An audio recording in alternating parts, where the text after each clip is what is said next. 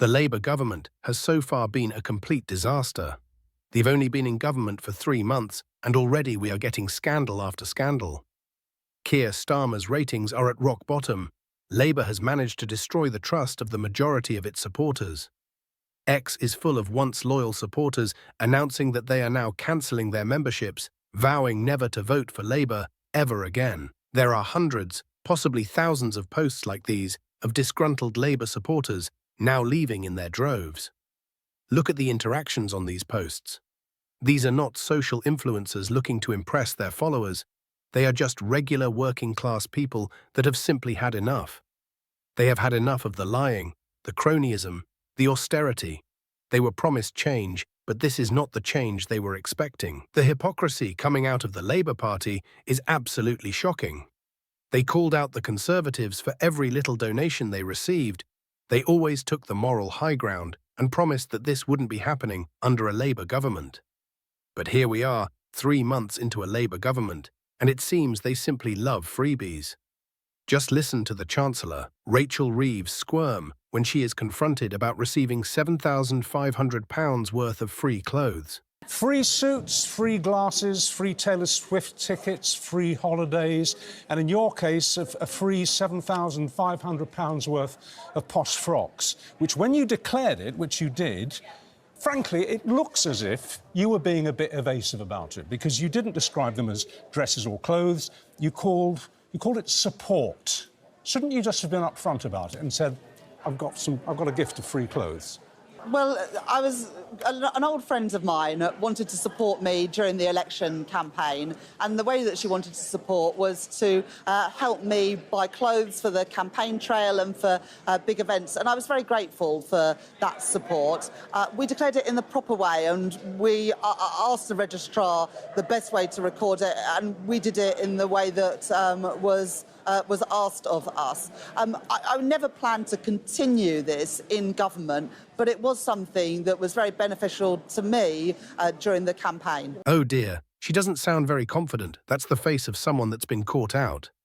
Not a good look. She knows full well there is no credible defence she can offer for accepting these handouts. She says it's from a friend. But are we to really believe the person making the donations has no ulterior motives? She's been an MP since 2010. You'd think she should be able to afford to buy her own clothes. Calling these donations support was a clear attempt to cover up what they really were. It doesn't look good, does it, to call dresses support? It looks as if you're trying to be vague about it, obfuscating. Well, look, the way that we record things is the way that we are asked to record things. I do understand why people think it is a bit odd. I get that. It's not something that myself or other ministers are going to continue doing now that we are in government. No, Rachel, it's not odd. Odd is when you put the wrong shoes on in the morning and go to work. This is just outright lies, cover-ups, and manipulation of the truth. When she says we are not going to continue doing this now that we are in government, what she really means is, now that we have been caught. What is the difference between Boris Johnson asking donors to pay for wallpaper and Labour MPs asking donors to pay for holidays and clothes? Well, if I remember correctly, there were issues around the transparency of those donations that weren't properly declared at the time. But let me give you an example of something that I'll be announcing. Angela Rayner did not mention transparency in that tweet. Angela Rayner specifically said, you're telling working-class people to rely on their own efforts while you go round with a begging bowl to donors. When you can't survive on your salary, that's disgusting. Nothing about transparency or declarations. What is different when Labour MPs do it to when Tory MPs do it? Well, we're now in government and we know that different rules apply, and we have to hold ourselves to the highest standards when we are making decisions both around tax and spending, but also where we're making decisions, and so any issues of conflicts of interest are even more important. But let me give you an example of something that I'm setting out in my conference speech today to get a grip of the cronyism that we did see under the previous government. No, sorry, You'll remember during the pandemic, but the thing is, Rachel Reeves, the point is, the hypocrisy is now. What Labour voters can't understand is if you said to the Tories, it's not OK to take donations for personal benefit, why is it different if you're a Labour MP? I think the point that I'm making is that now we're in government, we will be doing things differently, and we won't be taking donations, for example, for clothes. Boris Johnson was Prime Minister when he was getting donations for wallpaper in his flat, which were not declared properly. OK, so the only difference, so you say the only difference, well, I is think there's that two things. I think there's two it shouldn't things be that we're accepted in when government. you're in government. OK, so the difference is being in government. And that it should all be... And the other difference is that everything is declared properly. Yes, but you weren't we saying have this said we're last going to week, do were things you? differently in government. No, but you're only saying this now, after the media storm and after this has all become horribly public. Just a minute. We interviewed ministers on this programme last week, and you were all doubling down on this. You were all saying that it was absolutely fine, that there was nothing to see here, nothing to apologise for, you'd done nothing wrong. Now, the Monday after, the week before, you're saying, well, actually, yeah, now we're in government, we won't accept these gifts. But you weren't saying that last week. You've responded to the backlash. Well, Richard Madeley is 100% spot on. Labour are now simply just responding to all the criticism. They thought that no one would notice or question them. This just shows you how foolish and incompetent the Labour Party is.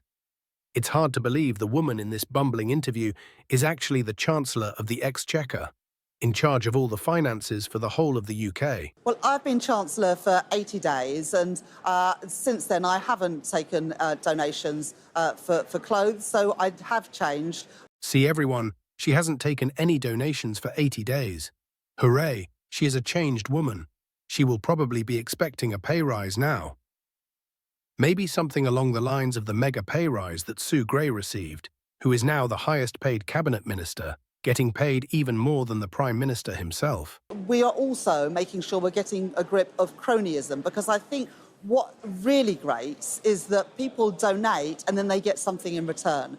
Donating and getting something in return. Is that not just a little bit like Wahid Ali buying Keir Starmer's glasses and clothes, and also buying Keir Starmer's wife's clothes, and then receiving a number 10 Downing Street guest pass? Is this the cronyism that you want to eradicate? Seems to me that Labour are only interested in stopping cronyism when it's another party doing it.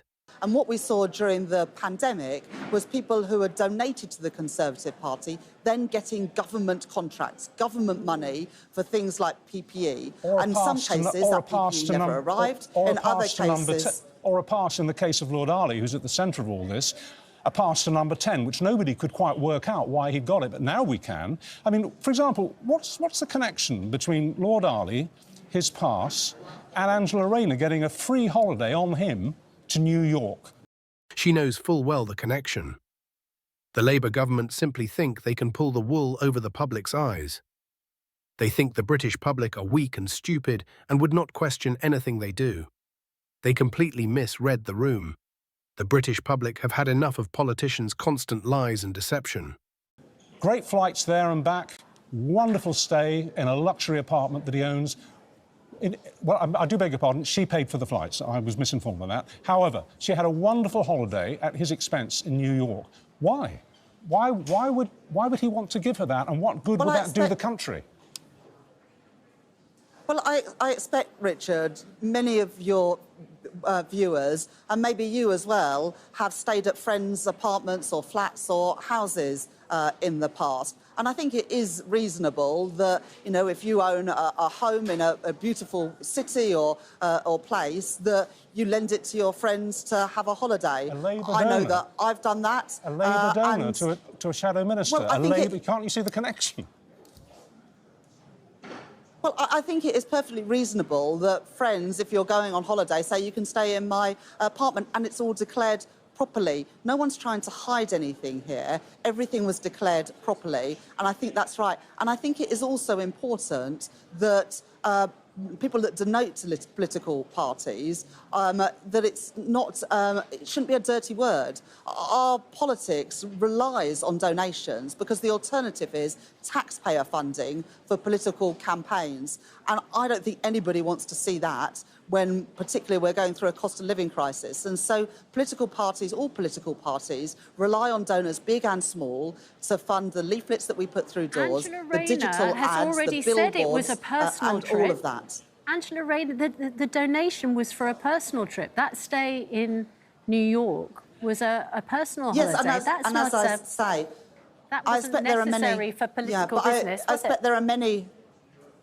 No, I didn't claim that. And what I've also said is I expect there are many people watching this programme, and maybe you as well, have stayed in a friend's apartment or property before when you've gone on holiday. Time I checked, friends lend each other apartments. I don't make government policy, and I can't hand out passes to number 10 Downing Street, which may lead to an influence on government policy.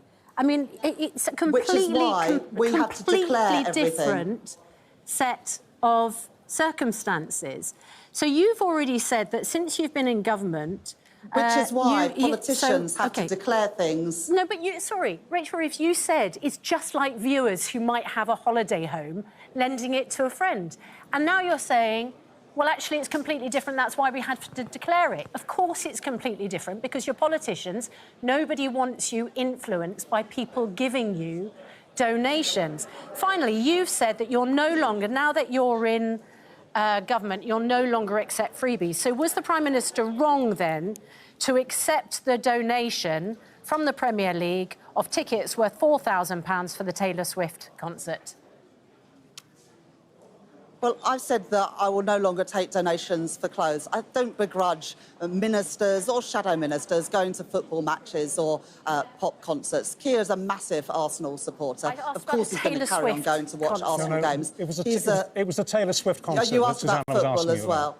It was the Taylor Swift concert. The gift was from the Premier League for the Taylor Swift concert. OK, I don't begrudge ministers or shadow ministers going to pop concerts and taking hospitality tickets, as long as it's properly declared. I don't have a problem with that. Well, Minister, you may not begrudge it, but I can tell you the voters do. You don't seem to be in step with public opinion on this at all. But thank you very much for joining us and making your defence. I understand.